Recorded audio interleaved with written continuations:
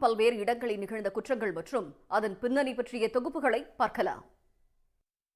சேலத்தில் பெண்களை ஏமாற்றி பாலியல் அத்துமீறலில் ஈடுபட்டதாக தாவேக ஆதரவாளர் ஒருவரை போலீசார் சென்ற ஜூன் மாதம் கைது செய்திருந்தனர். ஒரே மாதத்தில் ஜாமீனில் வெளியே வந்தவர் மீது அவரால் பாதிக்கப்பட்ட மற்றொரு பெண் பாலியல் அத்துமீறல் புகார் அளித்ததை அடுத்து மீண்டும் தாவேக ஆதரவாளர் கைது செய்யப்பட்டதன் பின்னணி என்ன? ஹரித்வாரில் 2 துறவிகள் கொடூரமாக கொலை செய்து கோவில் வளாகத்திலேயே புதைக்கப்பட்டுள்ளனர். கோவில் நிலத்தை விற்க முயன்ற தலைமை பூசாரியை தட்டி கேட்டதால் நடந்த கொடூரத்தின் பின்னணி என்ன? கன்னியாகுமரி அருகே வெளிநாட்டில் வேலை செய்து வந்த கணவருக்கு வாட்ஸ்அப்பில் மெசேஜ் அனுப்பிவிட்டு மனைவி தற்கொலை செய்து இறந்து போயுள்ளார். இளம்பெண்ணை மிரட்டி பணம் நகை பறித்து வந்த தாவேக பிரமுகர் கைதான திடுக்கிடும் பின்னணி என்ன?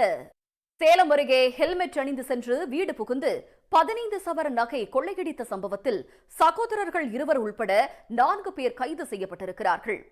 சிறையில் ஏற்பட்ட பழக்கத்தில் கூட்டாளிகளுடன் சேர்ந்து கொள்ளையடித்து மீண்டும் சிறை சென்றதன் பின்னணி என்ன? இத்துடன் FIR நிறைவு பெறுகிறது. நன்றி, வணக்கம்.